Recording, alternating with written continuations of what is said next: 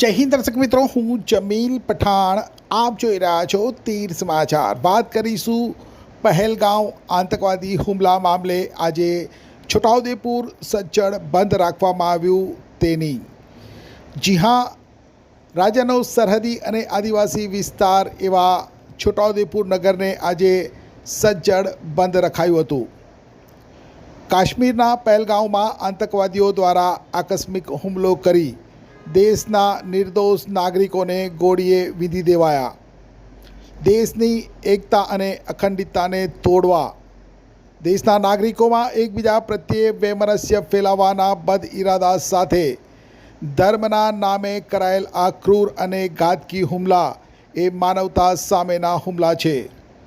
આવા હુમલાઓ કરનાર અધર્મીઓને અને તેમના આકાઓ, જેમના ઇશારે આવા જઘન્ય કૃત્યો કરવામાં આવી રહ્યા છે, નિર્દોષ લોકોના જીવ લેવામાં આવી રહ્યા છે, તેમની સામે ભારત સરકારે સખત પગલાં લેવાની માંગ સાથે છોટાઉદેપુર નગરના તમામ હિન્દુ મુસ્લિમ સહિત તમામ ધર્મના તમામ કોમના વેપારીઓએ એક સૂત્રતા સાથે તેમના વેપાર ધંધા દુકાનો બંધ રાખી ઘટનાના વિરોધમાં, આતંકવાદના વિરોધમાં પોતાનું યોગદાન આપ્યું હતું.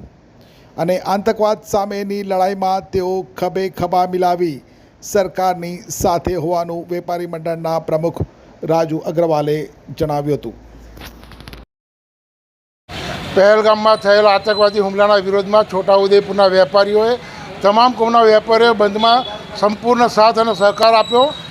છોટાઉદેપુરના વેપારીઓની નમ્ર વિનંતી સરકારને છે કે આતંકવાદના જે આ પગલાં લેવાયા છે એ લોકોને જડોમાંથી નાબૂદ કરી આતંકવાદનો ટોટલ ખાત્મો કરવો, એના માટે ગુજરાત નહીં આખા ભારતના 142 કરોડ પબ્લિક ભારત સરકારની સાથે ખડે પગ અને ખભાથી ખભા મિલાવી તૈયાર છે.